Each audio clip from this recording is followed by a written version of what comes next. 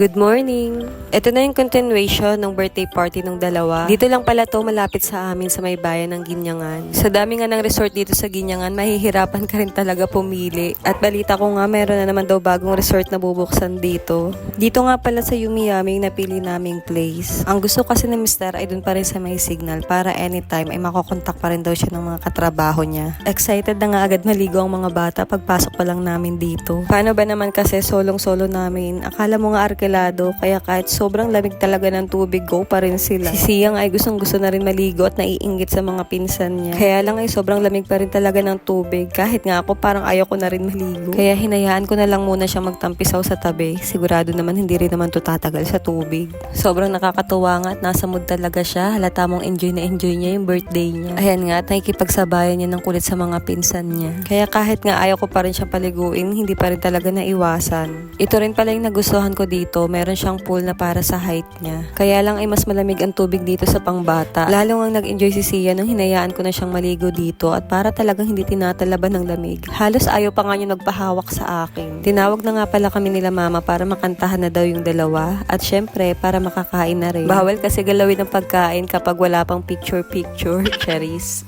Eto nga at umiyak na ang bata, ayaw pa rin niya kasi umalis sa pool. Kaya lang sabi ko ay kailangan niyang kantahan kahit masama ang loob niya.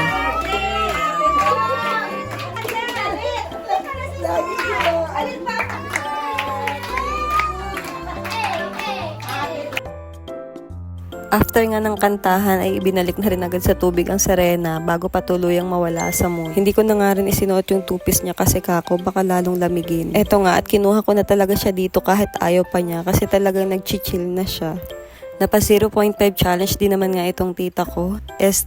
Pinsan ko pala. Inirecord ko nga para meron naman siyang behind the scene. At itong si Mother Lily, hindi rin naman talaga papakabo. Gusto ay may 0.5 challenge din siya.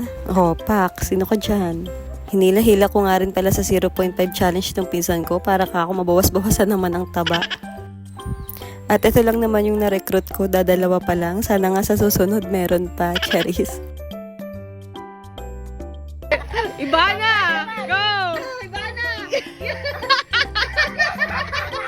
Natutuwa rin naman ako dito sa mga tita ko at para pa rin talaga silang mga bata. Kita mo nga nag-enjoy sila at akala mo yung nag-usap-usap sa mga outfit nila. At ito lang naman yung ilan sa mga pictures nila. Nung makita ko nga yung outfitan nila, nakaramdam na talaga ako na magiging taga-picture lang ako itong mga to.